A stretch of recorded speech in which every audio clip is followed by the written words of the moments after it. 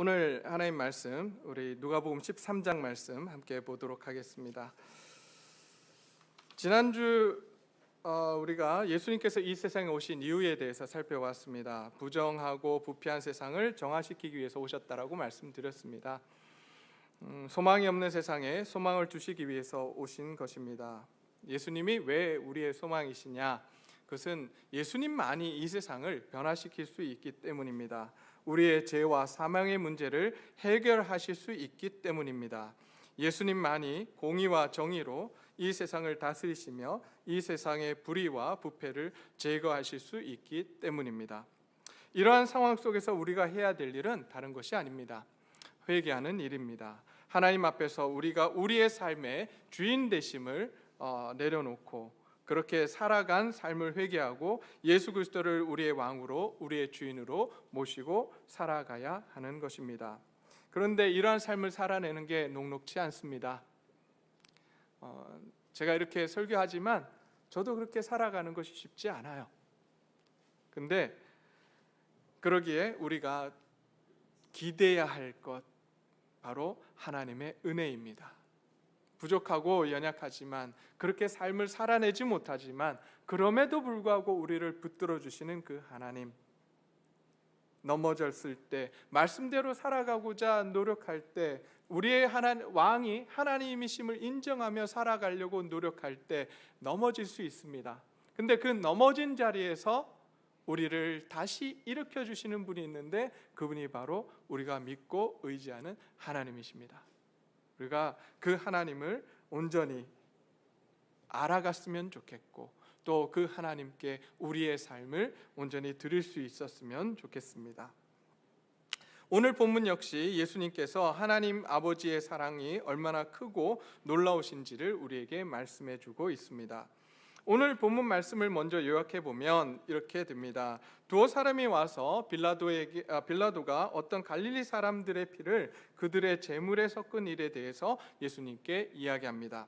그러자 예수님께서 회개하지 아니하면 너희도 그렇게 될 것이라고 말씀하십니다. 이어서 예수님께서 예루살렘에서 벌어진 실로암 망대가 무너져서 사람이 죽은 사건을 이야기하시며 또다시 예수님께서 너희도 회개하지 않으면 이처럼 망할 것이라고 말씀하십니다. 마지막으로 포도원 비유에 대해서 말씀하시면서 무화과 나무 열매를 맺지 못함에도 불구하고 찍어서 버려지지 아니하는 것은 포도원 지기의 간곡한 강구 때문이다라고 말씀을 해주고 있습니다. 오늘 본문 속에서 이야기하는 갈릴리 사건, 이 사건이 도대체 어떤 사건이고 왜 일어났는가 하는 것을 우리가 먼저 이해할 수 있었으면 좋겠습니다. 이 사건은 유월절을 맞아 갈릴리에 올라온 어떤 사람들이 성전뜰에서 제물을 드리던 중에 빌라도가 군인을 시켜서 학살한 사건입니다. 이때 빌라도는 희생자들을 유월절 희생 제물처럼 죽인 사건이었습니다. 도대체 빌라도는 어떤 인물이었길래 왜 이렇게 유대인들을 죽였을까요? 자, 빌라도에 대해서 먼저 한번 살펴보길 원합니다. 빌라도, 우리가 잘 알고 있는 예수님을 십자가에 못 박도록 내어준 그러한 인물, 빌라도는 어떤 사람이었냐면 먼저 AD 주후 26년부터 36년까지 유대 지역을 다스린 로마 총독이었다고 합니다. 그러니까 10년 동안 유대 지역을 다스린 거예요. 바로 예루살렘 성전이 있는 그 지역을 다스린 것입니다. 근데 이 빌라도는 어떤 인물로 알려져 있냐면 굉장히 냉혹한 인간이었다라고 합니다. 그래서 이 유대인들을 오로지 그런 거 있잖아요. 이 빌라도는 로마 사람이었고 유대인들은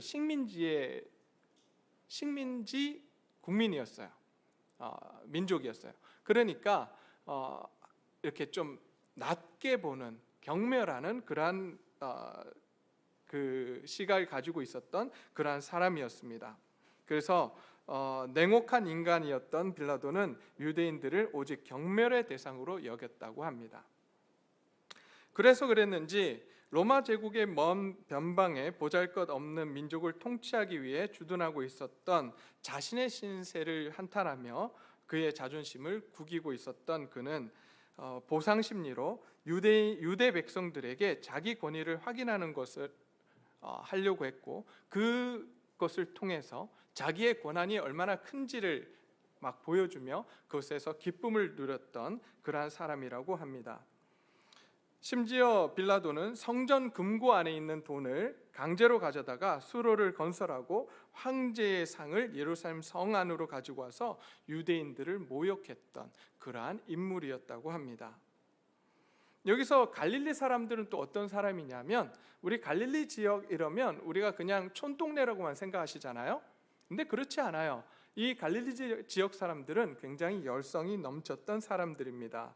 특별히 무력으로 로마 정부를 전복시키기를 꿈꿨던 열성 민족주의자들이 살았던, 함께 모여서 살았던 곳이 바로 갈릴리라고 이야기를 합니다.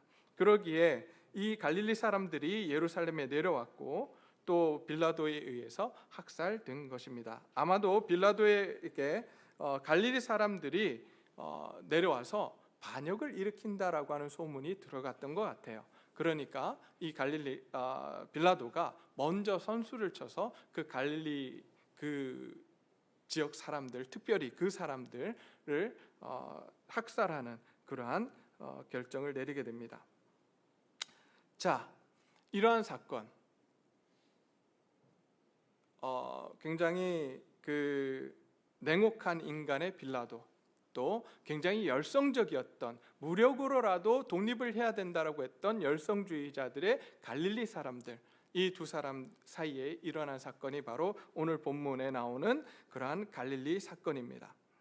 그런데 이 사건을 오늘 이 본문에서 왜 두어 사람들이 와서 예수님께 이야기를 했을까요? 아무 연관성이 없는 것처럼 보입니다. 근데 이 두어 사람들이 와서 이 말을 전한 이유는, 첫 번째 이유가 뭐냐면 이런 이유입니다.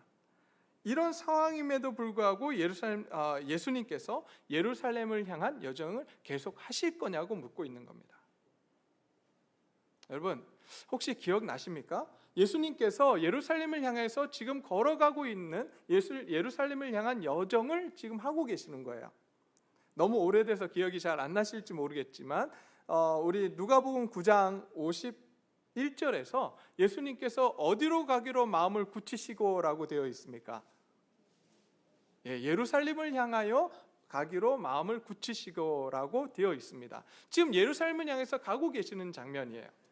자, 그럼 사람들이 막 모여들기 시작했습니다. 왜 모여들었을까요? 예수님의 그 예루살렘 행렬의 여정에 왜 모여들었을까요? 사람들은 그렇게 생각했습니다. 이 당시 예수님의 입지는 굉장히 놀라웠습니다. 이적도 행하시고 병든 자를 일으키시고 귀신도 내쫓는 그러한 일들을 하셨기 때문에 사람들은 예수님이 메시아, 정치적 메시아로 이해하고 있었습니다. 그런 과정 가운데 예수님께서 예루살렘을 가신다고 하니까 사람들은 생각했습니다. 예수님께서 예루살렘에 가시면 드디어 무엇을 일으키신다? 봉기를 일으키시고 바로 유다 왕국을 새로 건설하실 것이라고 생각하게 됩니다. 그래서 사람들이 모이기 시작합니다. 그런 과정 가운데 지금 이 이야기를 던지고 있는 거예요. 상황이 이런데도 예수님 올라가실 겁니까? 지금 갈릴리 사람들이 와서 예루살렘에 와서 있는 이 상황 가운데 빌라도가 그 사람들을 학살하고 그 봉기를 일으키는 것 자체를 철저하게 막고 있는 상황인데도 불구하고 예수님 올라가실 겁니까? 라고 지금 질문을 하고 있는 거예요. 예수님께서 나중에 13장 마지막 부분에 가면 그렇다라고 말씀을 해 주십니다. 자, 그러한 질문으로 이 이야기를 했고, 또 한 가지는 뭐냐면 이 사건이 가지는 의미가 뭐냐고 묻고 있는 겁니다. 예수님 당시에 유대인들은 이런 생각을 하고 있었습니다. 개인의 고난은 개인의 죄 때문이라고 생각을 했습니다. 그러기에 예수님께 갈릴리 사람들의 사건을 전하면서 빌라도에게 학살된 이 사람들은 모든 갈릴리 사람보다 죄가 더 있었고 그 결과로 하나님의 심판을 받았다라고 이들은 생각하고 있었던 것입니다. 근데 이러한 생각은 이 바리새인들 혹은 또 그 당시에 예수님에게 있었던 그러한 무리들에게만 있었던 것은 아닌 것 같아요. 여러분, 요한복음 9장에 가면 나면서 맹인된 사람 이야기가 나옵니다. 혹시 아십니까? 예, 뭐 아시는 분도 있고 모르시는 분들도 있는데, 나면서부터 눈을 보지 못한 사람이 있었습니다. 이 사람을 보게 되자 제자들이 예수님께 묻습니다. 뭐라고 물었을까요? 이 사람이 나면서부터 눈을 보지 못하는 건 자신의 죄 때문입니까? 아니면 부모의 죄 때문입니까? 라고 묻습니다. 이런 생각을 할 수 있는 자체가 어떤 것에서 기반하고 있냐면, 어떤 고난이나 고통이 무엇으로부터 온다? 죄로부터 온다는 생각을 하고 있었던 거예요. 그러기에 바리새인들은 그러기에 예수님께서 그것이 아니라고 말씀을 해 주십니다. 갈릴리 사건을 이야기하며 사람들은 이렇게 생각했습니다. 바리새인들은 이렇게 생각했습니다. 무력으로 로마의 압제에 대항하는 것을 반대한 바리새인들은 갈릴리인들의 반역죄로 그들이 죽임을 당했다라고 생각했습니다. 근데 예수님께서 다시 이 이야기를 듣고 뭐라고 이제 반응을 하시냐면, 실로암 망대 사건을 언급을 하십니다. 이 실로암은 어디 있냐면 예루살렘 안에 있었습니다. 자, 이 사건을 언급하시며 이렇게 말씀을 하셨죠. 4절 말씀입니다. 또 실로암에서 망대가 무너져 치어 죽은 18사람이 예루살렘에 거한 다른 사람보다 죄가 더 있는 줄 아느냐라고 말씀을 하십니다. 자, 이 사건을 바라보던 갈릴리 사람들 또 어떤 생각을 했겠습니까? 갈릴리 사람들이 내려와서 빌라도에 의해서 죽은 사건을 보며, 야, 그래, 니네가 잘못해서 그런 죽음을 당했지라고 생각을 했어요. 그러면 갈릴리에서 온 사람들, 예루살렘에서 실로암 망대에서 죽은 18명을 보며 어떤 마음이었겠습니까? 그들도 역시 로마와 타협한 자들을 향한 하나님의 심판이다라고 그렇게 생각을 했다고 합니다. 예수님께서 이러한 마음을 아셨어요. 여러분, 이 마음 속에는 어떤 마음이 존재하고 있냐면, 나는 그 죽임을 당한 사람보다 어떻다는 마음이 여기 깔려 있는 거예요. 의롭다는 거예요. 저 고난을 당하고 죽임을 당한 사람은 죄를 짓고 죄인이기 때문에 죽었고, 나는 의롭기 때문에 살아있다. 이 마음이 이 밑에 깔려 있는 겁니다. 그러기에 예수님께서 단호하게 말씀하십니다. 그렇지 않다. 너희는 다 죄인이다라고 이야기합니다. 너희가 의롭다고 생각하느냐? 그렇지 않다는 거예요. 너희는 모두가 다 죄인이라고 이야기합니다. 그러면서 하시는 이야기가 뭐냐면, 너희도 회개치 않으면 그들처럼 멸망할 것이다 라고 말씀을 합니다. 예수님은 오늘 말씀을 통해서 고난과 고통이, 비극이 한 개인의 영적인 상태와는 관련이 없다라고 단호하게 말씀을 해주십니다. 교통사고가 나고 죽음을 맞이하고 이혼하고 파산하고 병들고, 이 모든 것들이 죄가 많고 적음에 있다라고 말씀하지 않습니다. 하나님의 뜻이 있어서 주어진 것이라고 이야기합니다. 여러분, 우리가 이 말씀을 제대로 붙잡기를 원합니다. 지금까지 어떤 내 주위에 사람들이 이런 고난과 고통 가운데 들어가면 사람들이 이렇게 이야기합니다. 저 사람이 뭐해서요? 죄지어서 그렇대요. 아니에요.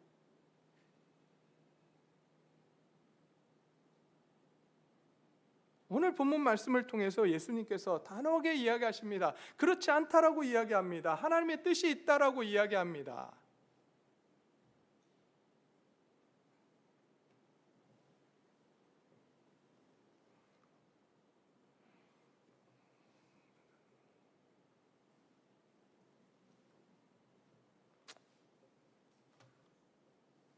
저는 마음 아픈 게 뭔지 아세요? 교회에서 내가 아프다고 말 못하는 거예요.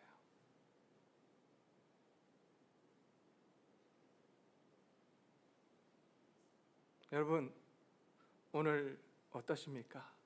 물어보면 다 괜찮대요. 아무 일 없대요. 근데 아니잖아요. 속은 완전히 썩어서 문드러지고 있잖아요.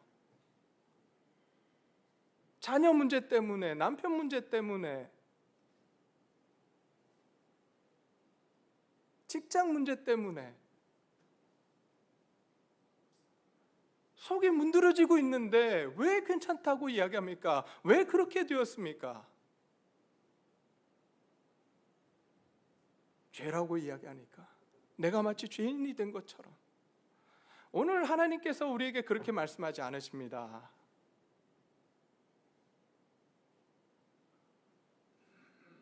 우리에게 하나님께서 뜻이 있어서 그것을 주셨다라고 말씀하십니다. 여러분, 이혼한 가정들 보면서 여러분, 그들이 교회에 나오지 못하는 이유가 뭔지 아세요? 이혼했는데 왜 교회 못 나옵니까? 이혼하면 교회 나와야 정상 아닙니까? 오히려 더 하나님 앞에 나와야 되는 거 아닙니까? 하나님이 짝져진 걸 사람이 못 나눈다고요? 그 하나 말씀 때문에 그들은 죄를 지어서 교회 못 오는 겁니까?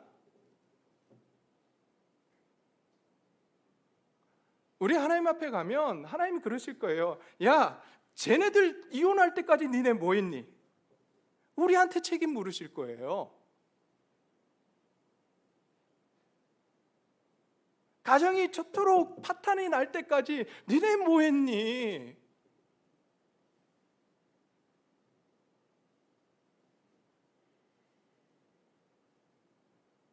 하나님 우리에게 책임 물으실 거예요. 저와 여러분한테. 아무 관심 없었잖아요. 그들이 가정이 무너지고 삶이 무너지는 그런 어려움을 겪고 있는데 우리는 뭐 하고 있었습니까?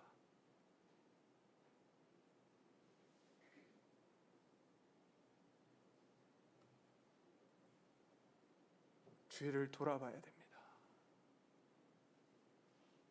내가 의인이라고요? 아니요. 하나님이 우리를 의인이라고 칭해 주셨을 뿐이에요. 죄인이에요. 그 은혜에 감사해서 우리가 그 은혜를 받고 이제 그럼 내가 어떻게 살아가야 하는가? 하나님께서 원하시는 삶은 무엇인가? 하나님께서 우리에게 말씀하십니다. 주위를 돌아보라고. 너희 주위를 돌아보면 아파하고 힘들어하는 가정들이 얼마나 많은지 아냐고.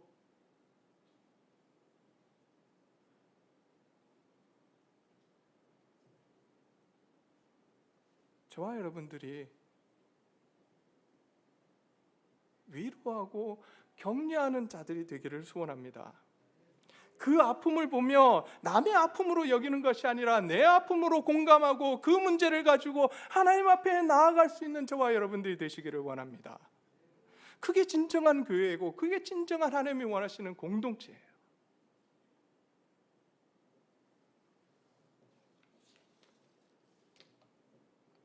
몇 년 전에 일본의 쓰나미로 인해서 수많은 사람들이 죽었습니다. 그때 한국교회가 뭐라고 이야기했는지 아십니까? 뭐라고 이야기했죠?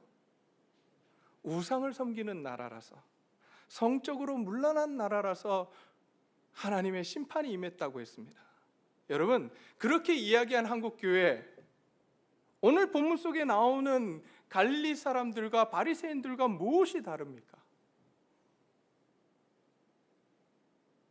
그런 일을 보면 하나님께서 우리에게 요구하십니다. 너희 자신들을 돌아보라고 이야기합니다. 그리고 그 아픔을 당한 사람들, 비극을 당한 사람들 보며 우리가 어떻게 도울지를 생각하라고 말씀하십니다.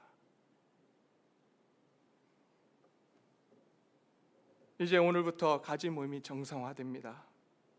우리 가지 모임은 서로 아픔과 슬픔을 나누며 서로의 기쁨을 나누는 교회 가지 모임이 되기를 소원합니다. 가지가 살아나야 돼요. 소그룹이 살아나야 돼요. 그러기 위해서 삶이 나누어져야 됩니다. 내 아픔이 나누어져야 됩니다. 우리 선조들이 얼마나 지혜로웠는지 모릅니다. 여러분, 옛말에 이런 이야기가 있잖아요. 슬픔을 나누면 어떻게 되죠? 네? 절반이 돼요. 반이 되고. 기쁨을 나누면 배가 돼요. 우리 이야기 너무 잘 알고 계시잖아요. 그런데 왜 슬픔을 가지에서 나누지 않습니까? 왜 가지에서 기쁨을 나누지 않습니까?